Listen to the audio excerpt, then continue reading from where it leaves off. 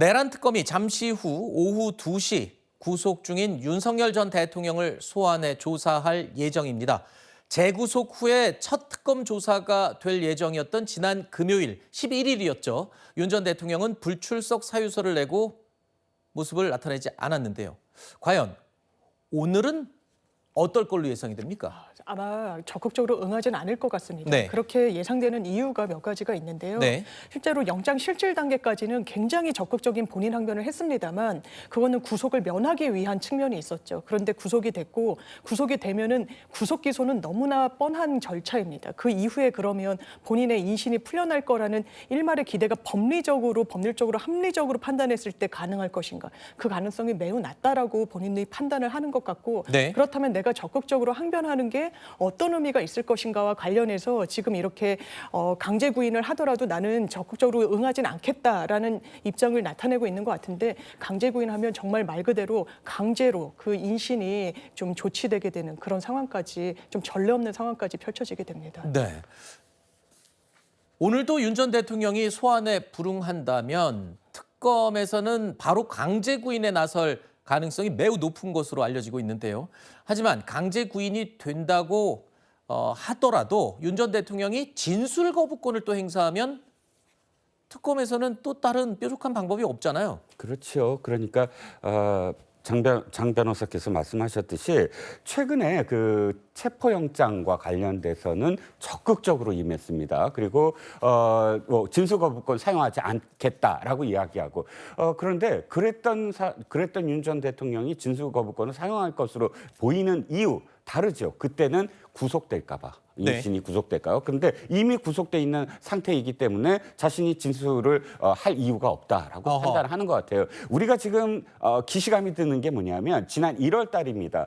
구금됐을 때 구치소에 구금됐을 때 공수처가 3번이나 강제 구인을 시도해요. 네. 그런데 바깥에서 대치만 하다가 돌아갔잖아요. 끌어내지는 못했습니다. 네. 당신 또 현직 대통령이기도 했고요. 그 다음으로 수순이 방문조사였습니다. 근데 방문조사에서도 계속 피하기만 하고 제대로 응하지 않았죠. 근데 그때도 굉장히 국민 여론이 악화됐었거든요. 네. 근데 지금 사실 그 패턴을 그대로 똑같이 할 것으로 보입니다. 네.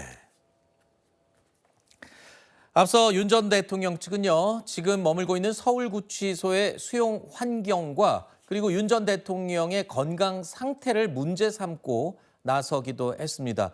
밥을 전혀 먹지 못하고 있다, 뭐 이런 입장까지 알려지고 있는데, 자, 그러자 법무부가 네. 어제 긴급 설명 자료까지 배포하면서 윤 전 대통령 측의 주장을 조목조목 반박했어요. 그렇습니다. 왜냐하면 변호인이 지금 윤석열 전 대통령이 다른 수감인들에 비해서 오히려 인권 침해를 당하고 있다는 취지로 주장을 했거든요. 네. 이를테면 운동 시간을 부여받지 못하고 있다. 그리고 당뇨 지병으로 인해서 약을 복용을 해야 되는데 그 부분도 원만히 진행되고 있지가 않다라고 하자 긴급 기자회견문 이제 반박문까지 배포를 하면서 하나하나 조목조목 반박을 했습니다. 실제로 실외운동은 다른 그 수감인들의 형평에 맞게 그렇지만 공동으로 할 수는 없으니까요. 전직 대통령이어서 보장을 충분히 해주고 있고 지금 당뇨약도 처음에는 관급으로 그러니까 일단 정부에서 수용소에서 지원을 해줬고 본인이 원래 먹던 약도 반입을 허용해줘서 지금 먹고 있다. 그리고 선풍기, 에어컨 이 문제가 계속해서 거론이 되는데요.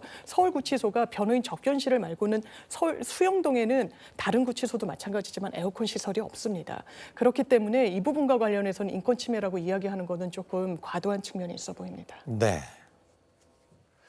이런 와중에 김계리 변호사가 윤 전 대통령의 영치금 계좌 번호를 공개했습니다. 그런데 여당에서는 또 이런 비판 목소리가 나왔습니다. 변호인들은 영치금 모금까지 호소하며 동정론에 불을 붙이려 합니다. 내란 수개가 무슨 염치로 동정을 바랍니까? 신고 재산만 75억 정도인 윤석열이 영치금을 모금하는 게 이게 도대체 말이 되는지나 모르겠습니다. 후한무치하다 이런 표현이 딱 맞습니다. 윤석열의 혐의가 더 짙어지자 극우 세력들이 급기야 동정 마케팅을 시작한 것 같습니다. 영치금 입금 계좌를 올리는가 하면 윤석열에게 운동 시간이 없다라면서 인권 침해를 운운하고 있습니다. 참고로 24년 3월 기준 고위공직자 재산신고 내역으로 볼 때 이 가련한 윤석열 부부의 재산은 74억 8,112만 원. 그중 예금 비중이 매우 큰데요.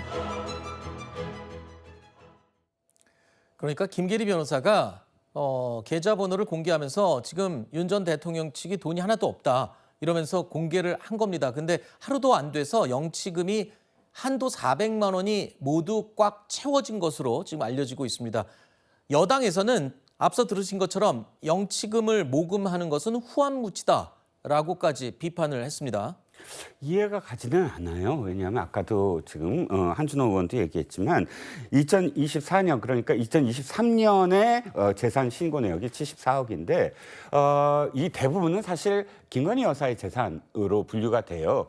실제로 이제 윤 대통령보다는 김건희 여사의 재산이 많이 들어가 있으니까요. 그런데 윤 대통령의 예금 그 재산만 따지더라도 6억 3,228만 원이거든요. 그렇다면 영치금을 꼭 국민들한테 받아야 되느냐? 아하. 제가 보기엔 그게 돈이 없어서라기보다는 끊임없이 지금 지지자들을 결집시켜야 된다. 아하. 아까 그 동정 마케팅이라는 얘기가 딴 게 아니고 그럼 국민들이 뭐 동정을 하겠습니다. 그거보다는 끊임없이 동력 그러니까 지지자들이 계속 뭉치고 윤 대통령에 대한 어떤 지지를 선언을 하고 하면서 그 끈을 계속 이어가려고 하는 것. 김계리 변호사의 그 글 뒤에 보니까 모스탄이라는 이름이 나옵니다. 부정선거와 관련돼서 미국 측 인사인데 바로 그런 글들이 왜 뒤에 나오느냐. 하나 이슈, 정치적 이슈로 부정선거의 피해자다. 이렇게 네. 연결시켜서 계속 끊임없이 지지자들을 결집시키려는 목적으로 보입니다. 그렇군요.